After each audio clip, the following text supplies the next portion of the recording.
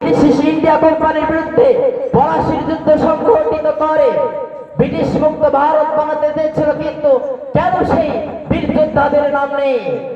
যে ভারতের বড়লাটকে হত্যার দায়ে ফাঁসি ঝোলানো হয়েছিল, সেই সেরা ইতিহাস খুঁজে পাওয়া যায় না। যে ভারতের বড়লাটকে হত্যায় ব্যর্থ হয়েছিলেন ক্ষুদিরাম বসু, তার ইতিহাস কিন্তু আমরা পেয়ে থাকি। সম্মানীয় উপস্থিতি, শুধু তাই নয়, এই মুসলমানদের ইতিহাস কিন্তু আমাদের ইতিহাসের পাতায় চাপা রয়েছে। সম্মানীয় উপস্থিতি, শুধু তাই নয়, হাকিম আজমল খাঁ তৎকালীন সময়ে সারা হিন্দুস্তানের কংগ্রেসের প্রেসিডেন্ট ছিলেন, যার সংস্পর্শে হিন্দু মুসলিম নবপ্রাণ পেত। সেই তার অবদান ভোলার মতো নয়, কিন্তু লেখক বোধ হয় তার অবদানের কথা ভুলে গেছেন। সম্মানীয় উপস্থিতি,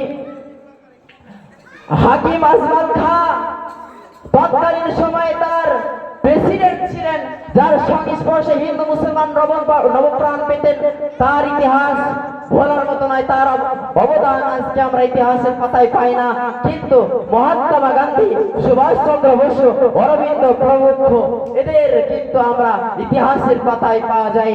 সম্মানীয় উপস্থিতি, এদের সমতুল্য নেতা হচ্ছেন আতাউল্লাহ বুখারী, মাওলানা মাহমুদুল হাসান, মাওলানা গোলাম হোসেন প্রমুখ। এদের কিন্তু ইতিহাস পাওয়া যায় না। এরা ইংরেজদের বিরুদ্ধে কঠোর বিরোধিতা করার জন্য তাদেরকে দীর্ঘমেয়াদী জেল খেটতে হয়েছে, কিন্তু তাদের ইতিহাস পাওয়া যায় না। কলকাতা হাইকোর্টের বিচারপতি নরমান একের পর এক স্বাধীনতা সংগ্রামীদেরকে ফাঁসির আদেশ দিয়েছিল। মোহাম্মদ আব্দুল্লাহ তাকে প্রকাশ্য দিবালোকে ইংরেজদেরকে দমন করার উদ্দেশ্যে হত্যা করে। তার ইতিহাস কিন্তু ভারতবর্ষের ইতিহাসে পাওয়া যায় না। তাই বক্তব্যের শেষের দিকে বলতে চাই, এই স্বাধীনতা সংগ্রামে মুসলমানদের অবদান কিন্তু কম ছিল না। এই স্বাধীনতা সংগ্রামে যে বীর যোদ্ধা, বীর নারী এবং বীর পুরুষরা এই স্বাধীনতা সংগ্রামে জীবন দিয়েছেন, আল্লাহ তুমি তাদেরকে, মুসলমান নারী পুরুষদেরকে জান্নাতুল ফেরদাউস দান করো। আমিন।